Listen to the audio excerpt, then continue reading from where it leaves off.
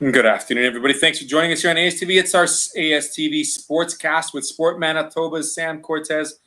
Sam, good afternoon. How was Thanksgiving weekend? It was good. It had a lot of food, so I was happy. How about you? A lot of tryptophan was passed around the table, not going to lie. And yeah, some afternoon naps being snuck in. Yeah, I'll say that. Yeah. Awesome. Now it's time to get back to the grind, right? Now it's back to middle of October, and hopefully that white stuff doesn't show up for a while. Yeah, I don't know. We're lucky so far. It's been pretty beautiful fall, so we'll see. I mean, October can be pretty unpredictable, so we'll see. It can be, yes, absolutely. Lots of great things happening around in Manitoba here, sports-wise. I'm looking forward to hearing some of the discussions that are going to happen during PD next Friday with some of the people up in the CSCS world and Sport Manitoba, Mr. Wood, for example. But before we get to that, let's chat about what we've got on our agenda coming up with regards to the Manitoba Games and the release of their information coming up for this winter. Right. So I just wanted to sort of give an update on this. The Manitoba Games powered by Manitoba Hydro have been canceled. So this is the Niverville Games in 2022 that were supposed to take place February 27th to March 5th. Just with the uncertainty of the pandemic, the public health restrictions, it just kind of became clear that it wouldn't be possible to host an event of that magnitude and execute a safe and successful multi-games experience for everybody, for athletes, coaches, volunteers, spectators, everyone involved. So Sport Manitoba did work with Niverville Host Society, the town of Niverville, PSOs, Hanover School Division, Public Health, and the Games partners to sort of evaluate different options before ultimately coming to that collective decision to cancel the event. So just a bit of an update, but so those games are canceled. Yeah. And is there going to be a date upcoming for when they might be happening, or are we going to wait and see what happens? Right. So the next games, like the 2-year cycle for that, the 2024 games are going to be held in Dauphin.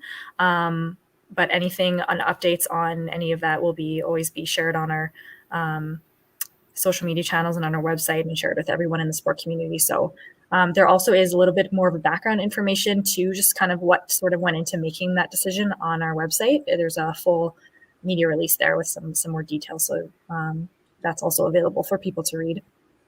Obviously looking out for the safety of everybody that would be involved, and due to the uncertainty, of course.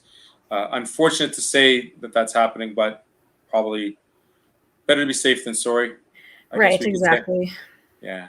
Speaking of seeing some of the games come back, we're seeing a lot of the participants started to enter the rinks, getting onto the courts, whatnot, to the restrictions that are involved. But we're having a bit of an issue still, perhaps, with some officials. And a new campaign called No Ref, No Game has been started up here in the fall. Give us some details on that, Sam. Yeah, so if you remember from last year, No Ref, No Game campaign is back this year. This year, our focus is a little bit focusing on recruitment and encouraging people to get trained to become an official and give back to the sport. It's a really great way to sort of stay active in the sport, get involved in the sport that you love.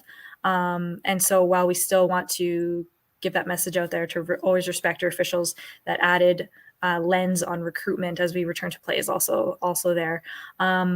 So in addition to this sort of message, we also have, again, we're sharing stories of Manitoba officials about what it's like to be behind the call and their stories. So all of that, as well as links to our sport partners officials registration pages, are available at sportmanitoba.ca, and all our No Ref, No Game materials are there. Certainly without refs, we would not be able to have a fair playing field as possible. I was an official for many years. I do miss it. And yeah, it's great to give back to the community. It's a great way to stay active, like you said, in the sport that you love. Perfect. Our next topic of agenda is women and girls in sport. Sam, give us some heads on that.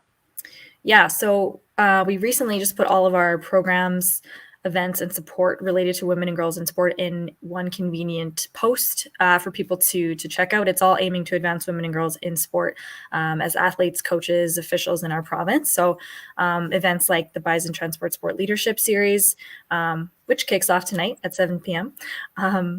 Mentorship programs for coaches, the Women to Watch grant, and some resources and training materials for all related to kind of advancing women and girls in our province. So highly recommend looking at that and exploring what's available out there at sportmanitoba.ca. We have that post. It should be near the top of our events page, our news tab, Women and Girls in Sport, and it's all there for you.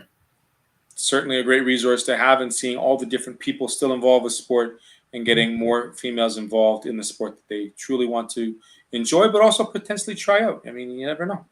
Yeah, exactly. There's lots of different programs and resources available. So highly recommend looking at that. For sure.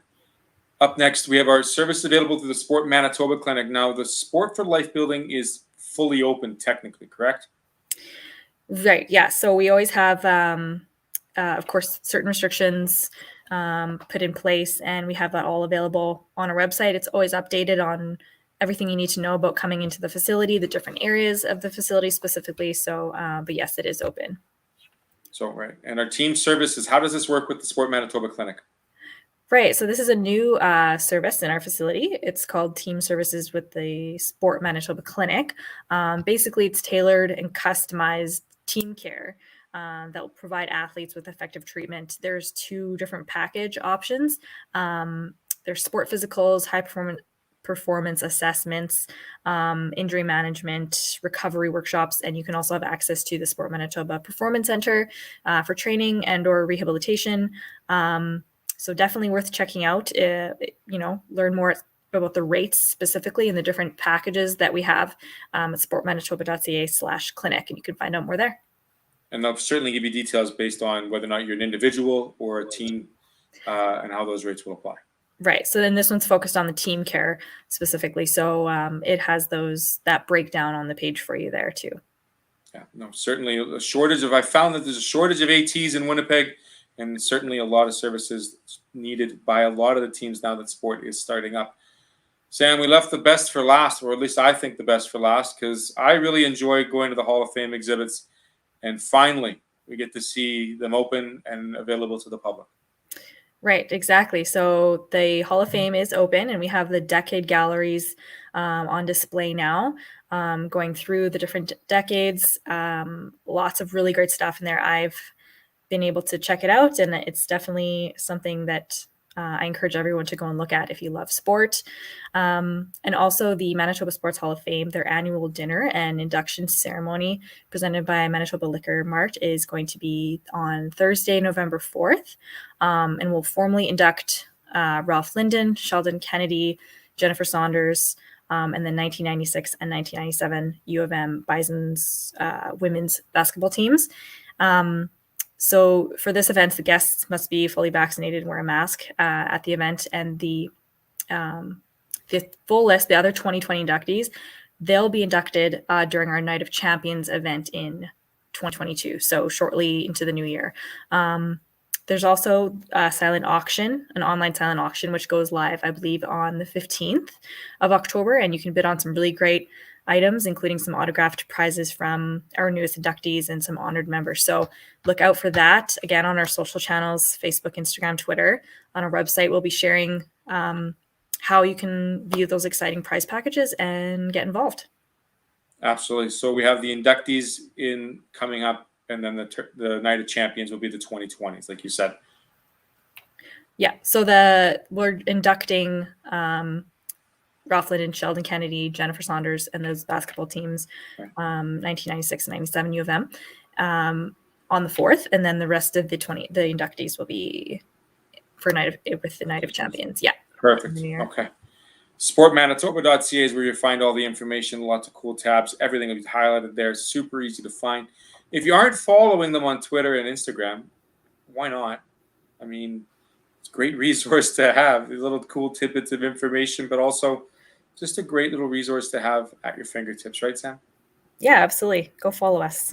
Yeah, follow us. Get those numbers up. Have some fun. I mean, get active, stay active. If you hit a slump or you hit a plateau, chances are they've got a resource that can help you out. And if you want to get back involved and volunteer, they're not going to say no. Absolutely. There it is. Sam Cortes with Sport Manitoba. Thanks for joining me again, as always. We'll see you next month.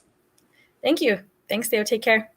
Thanks for joining us here on ASTV, the Sportscast Monthly with Sport Manitoba. Always keeping you up to date. And do check out their website. Lots of great information there. Thanks for watching. Have a great rest of the afternoon. And work off that turkey, everybody. Take care. Bye-bye.